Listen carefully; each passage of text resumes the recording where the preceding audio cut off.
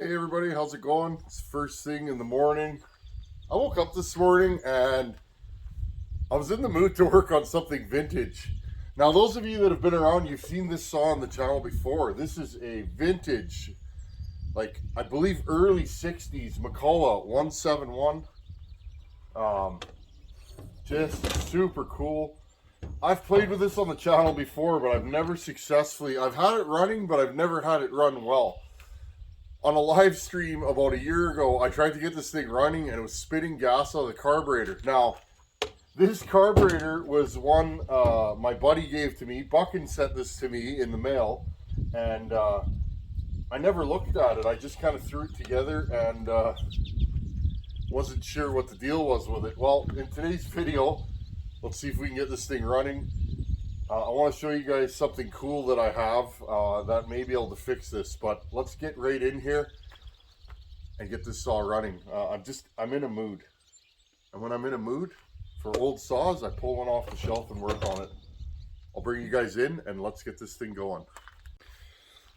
Okay, this is such a cool saw. This was sold and serviced by Avo Marine. Avo is still a Husqvarna dealer in Winnipeg. Right here.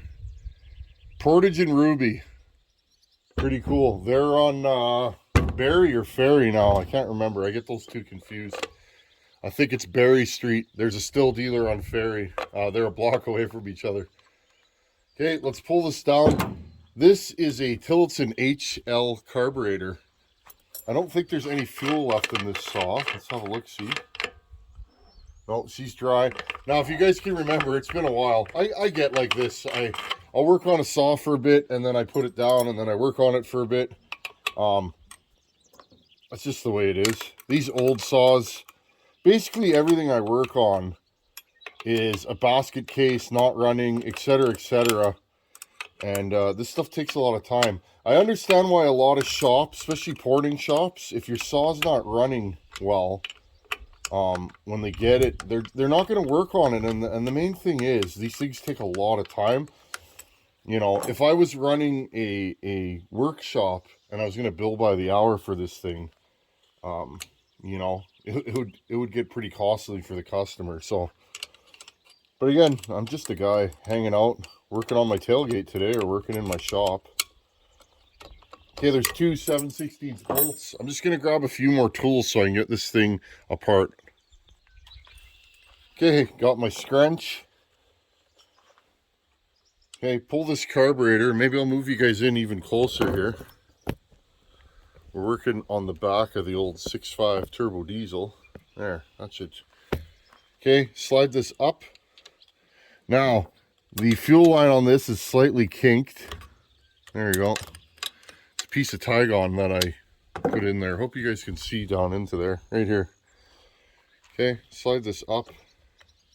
Now, I did put a new gasket at the intake when I first put this saw together. There we go. Put this. Okay, here's our big old HL series carburetor. I'm going to blow this out.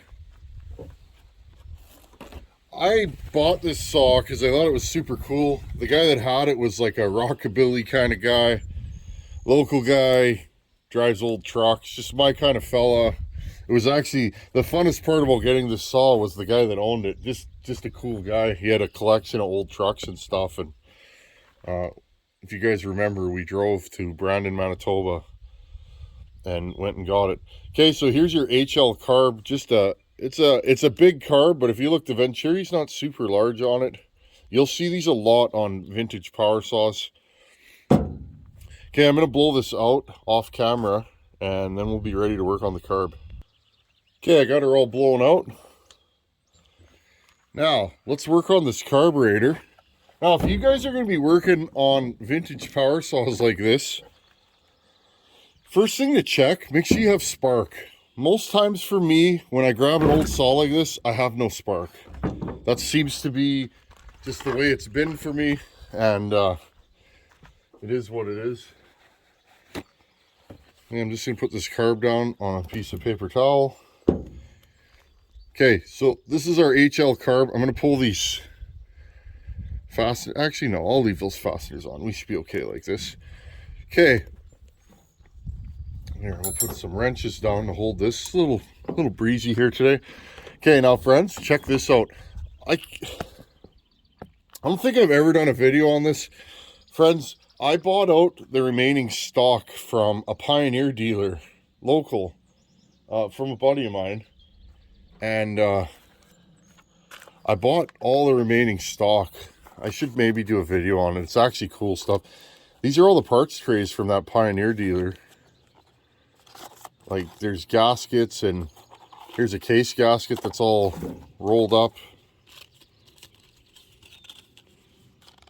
487-193. I can look in that parts book that Jamie Deluge, I believe, sent to me, and find out what it is. But I have tons of these parts trays. OEM anti-vibes. I don't think I've ever shown that on video. I buy stuff all the time just to keep the channel going. But one thing that is in here, and there's more, friends, a pile of these vintage, brand new sealed carb kits for these saws. Now, this one is not, this one's for a DG HD1, but looking at it, I got just tons of these vintage carb kits. I gotta look and find the actual proper ones, friends. But I thought this would be something neat to show you. And these are all brand new in the package. GS is that carb kit. Like, look at that, genuine Pioneer parts. Pioneer carb kit, part number 379233.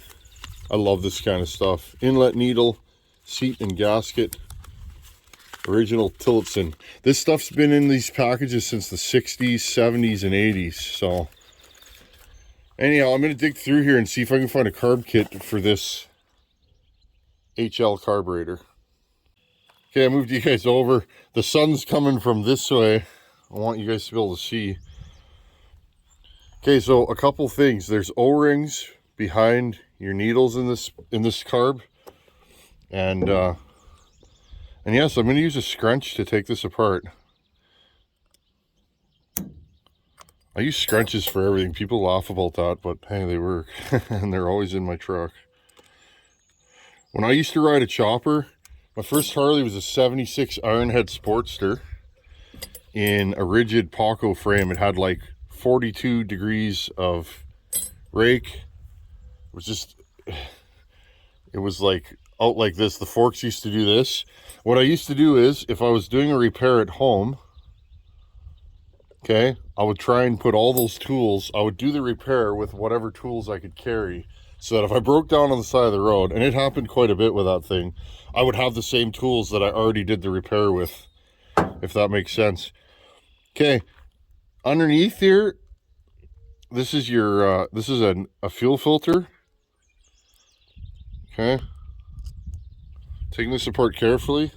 Now, the carb that was on this saw, this was rotten, okay, like bad. I could never get it to work properly.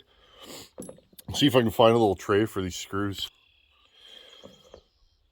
Okay, put these little screws in here. This goes like that. This piece. Now, this gasket looks like it may be Kaputski. Okay, we'll put this in there. That goes underneath. You know, even if you're not YouTubing, it's handy to film yourself working for one reason, and that reason is you're not sure of something. And again, friends, I'm not an expert at really any of these saws, right? So if I forget how to put something together, I can just go back through the video and go, oh, there it is. Okay. 1, 2, 3, 4, 5, 6 screws. I'll undo those. Okay, the 6 screws are removed. Okay, so it looks like we're missing a diaphragm. That was the funny thing. If you guys go back through my lives, it was like a couple of lives ago, about a year ago. Bucket sent me this carb, and it looks super clean, and I just threw it on. I didn't take it apart, and well, It was spitting fuel out of the carb pretty bad. Now, funny thing is, I don't actually know how these parts go together in this saw. No idea. Couldn't tell you. In this carburetor. So, there you go. And we have this. So now what I'll do is, I'm going to look at the IPL. This thing was spitting fuel through the mouth of the carb, like bad. So, I'm going to see if my needle and seat were good, but I honestly just think that this thing, well, it had no diaphragms in it. That'll make it not run. Okay, I'm gonna take this gasket off. Oh, maybe I can get it past here.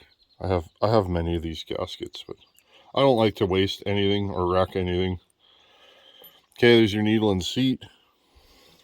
It's funny, I learned this stuff from my dad like 20 some odd years ago. Now, these are a little bit different. You can't see through there. Normally you can see light through there and make sure it's clean. This has a removable seat. That's actually what's kind of neat about these carbs. Old school, right? They built things to be repaired. Okay. Well, we're going to leave this like this. I'm going to go and look at an IPL and see which diaphragm goes where. I'll be back. Okay, I was looking at the IPL, and it appears that this goes like this. This goes around the outside. This thing's still pliable. I think I'm going to reuse it. Don't know if I have another seal. Again, that's the thing with these seals and these aftermarket kits, they don't really fit. So I'm going to try and reuse this seal. It feels okay. Now, that's the problem with working on this old stuff. And there are guys that do it, but it can be really hard to get the right parts. You end up, like, I could put this thing together and it could leak here. And it's just because I can't get the new parts. So, okay, put this back on. There's your bottom. I'll put that screw in. Okay, so I looked at the IPL, and according to the IPL, it goes diaphragm. So we're going to put this in here, lining it up. These cover these two little holes. Okay. Put that on there. Gasket. Okay, we'll put this gasket on here. If you're not sure which way it goes, make sure the little flaps line up with the gasket. Okay, now this is pretty self-explanatory. You got that bowl there, that goes here. Okay.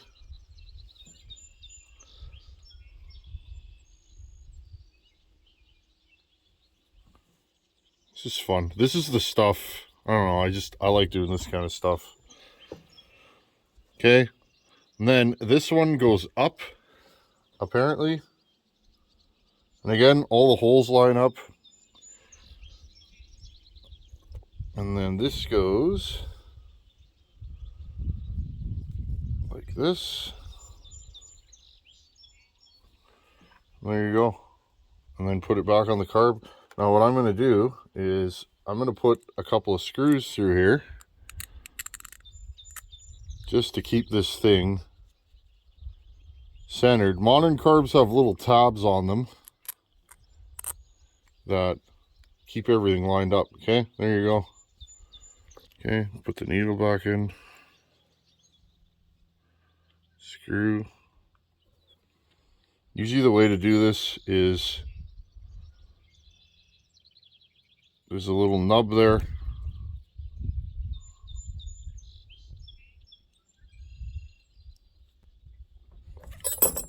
Push this back in.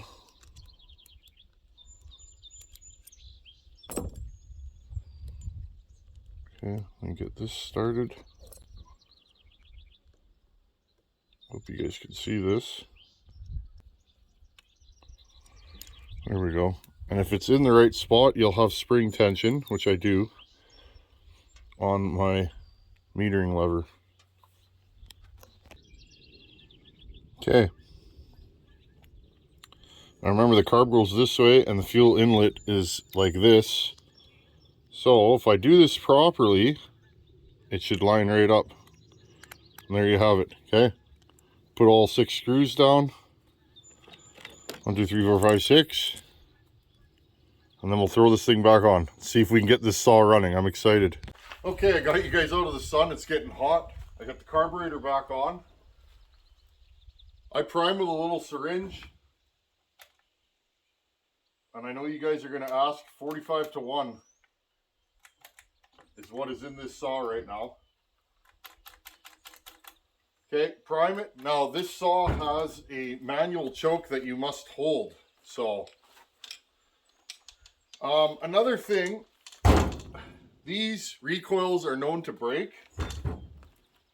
I put spacers and bolted it down like it has a bar because these recoils, they bolt at the front and the recoils here, they can crack really bad. This one's in good shape, so I'd prefer if it didn't get broken. So, okay. I got fuel in this thing. Kill switch is on.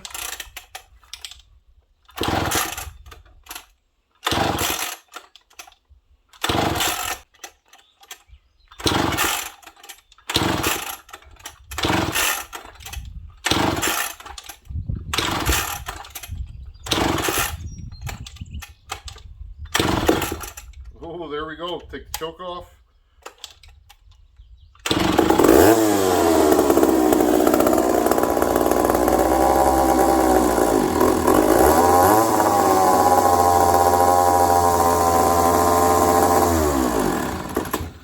Oh, I gave it too much fuel. It's a good sign though.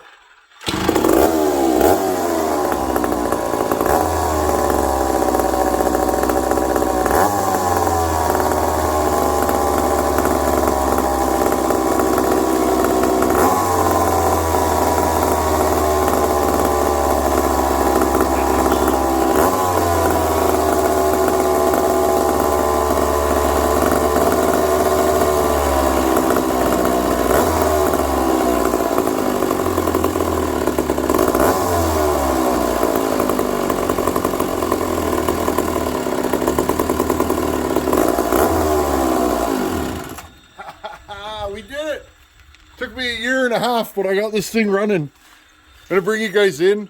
I got to adjust it, but friends, my ears are pretty beaten up from years of construction. I need hearing protection right now. I can already feel that. Okay, I got this thing on the truck. I've already had it running. Now, one thing I want to say with these saws, you have to adjust them really slow. They will not react like a modern saw, okay? This thing's kind of slow coming down to idle, but it starts and runs, and I can cut with this saw, and I'm going to. This is super cool. I'm going to get it started back up. Let's see how it restarts.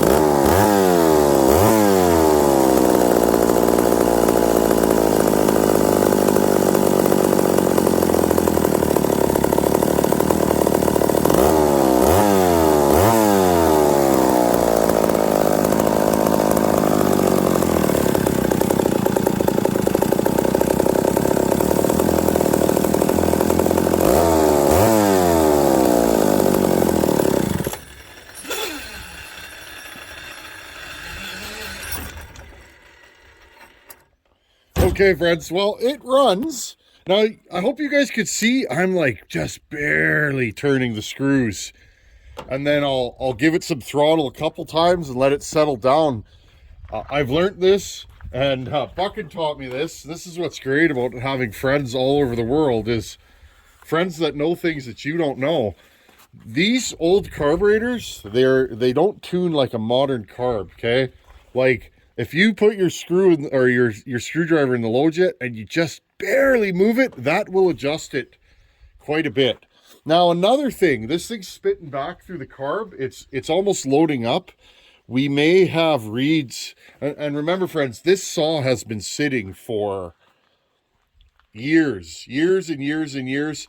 I got to cut this this bracket off here too, so that I can put this back on. It doesn't fit. This is a, oh, I might be able to get it to fit. This is a part off of a different saw. Got the screw here somewhere. Where did that screw go, friend? There it is. This is a part off of a different saw. Not sure which saw.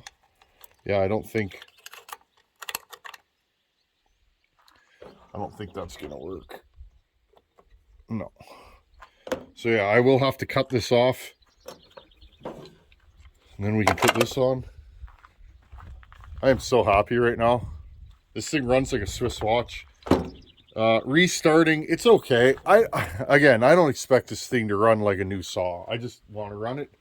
Now, one thing, I need to find a bar. I believe this thing is, it's either 404 or quarter pitch.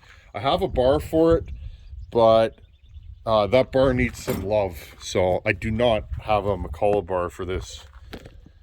If it's 404, maybe I'll put that Dolmar bar on this that got sent to the channel and run that on here. I think it'll fit, but let's try and restart this. This thing's cool. This thing reminds me of like an old boat motor or something, old dirt bike. Okay, let's see how it restarts now.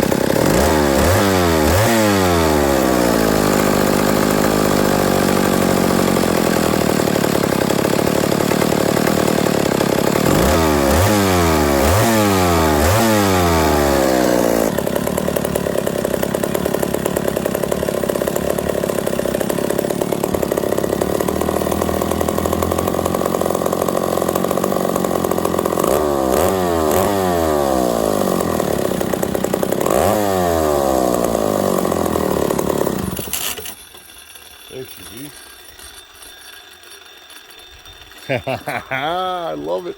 I love it. That's my first big running Mcculloch power saw. She ain't perfect, but this thing's in really nice shape. Again, look at this thing. Still has the original Avo decals. I think there's supposed to be a screen in here. I'm not sure. The oiler works. You can hear it pumping. You know, I got this from a local, and he said he used to collect stuff like this. I think he had them in his shop or something, and he decided to send them down the road. I don't know if you guys remember, my wife and I went on a road trip. I believe that was last summer. We went to the Brandon, Manitoba area and picked this up and a couple of Pioneers. And I really just went for this. I really, stuff like this is getting harder to find. I hear these things cut like a Banshee too, so. Yeah, friends, I think we'll call this a day. Well, I know this thing runs now. And remember, this thing has like 60-year-old crank seals in it. The reeds, who knows what shape the reeds are in. I showed you guys with the camera, it's spitting back a little through the carburetor. It's just an old girl, you know. It's like driving an old diesel truck. My truck is super reliable. Why? Well, probably because I warm it up. This truck idles for 10 or 15 minutes before it turns a wheel. You know, in winter it'll idle for half an hour before it turns a wheel. Not the best truck if you're commuting, but that's not what I use it for. So, wow, this thing's cool. I need a dog for it too, I guess. Bet you this thing would pull the crap out of a 32-inch bar, wouldn't it? Anyhow, Mcculloch 1-71. I think this is about a 90cc power saw. It might be bigger. It might even be 100. I can't remember, friends. Just fun. This is the stuff, you know, and it's too bad the old stuff even is gaining in value because during the beginning of my power saw building, I used to just buy $20 saws, stuff like this, and just work on them. It was something to do to pass the time, and I really enjoyed it. But as time's gone on, of course, there's less people that have these and there's more people that want them. So supply versus demand, you end up getting prices that go higher and higher. That's just the way the world is. So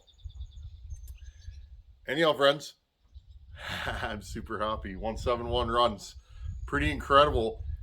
60-plus-year-old saw hasn't been run in probably 25, 30 years. And I've done a lot of work to get it here, but I mean, it starts and idles. Yeah, it's a little air leaky sounding, but I would put this thing in the wood. It doesn't sound too bad. Anyhow, thanks for hanging out on the back of the tailgate. It's time for question of the day. Today's question of the day comes from Rex Fitzgerald, and he asked a question that I actually know about. He said, what are my thoughts on Opti 2 oil in a chainsaw? Well, Rex, that's the only oil I use. I've been using that for, I don't know, many years. Never had a problem with it. It burns clean, no ash. Really nothing but good service. I've never had a problem with Opti 2. I mix it at 45-1. You were saying ounces to the gallon. I'm Canadian, so that doesn't mean much to me. But I run 45-1 as my mix. 50-1's fine. I haven't had any problem with that.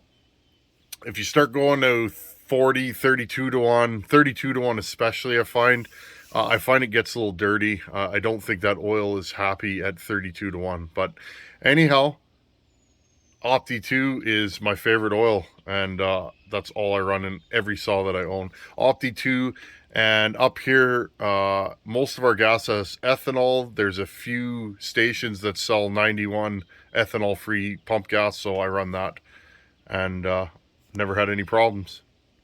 Thanks for sending your question, and everybody else, keep sending those questions.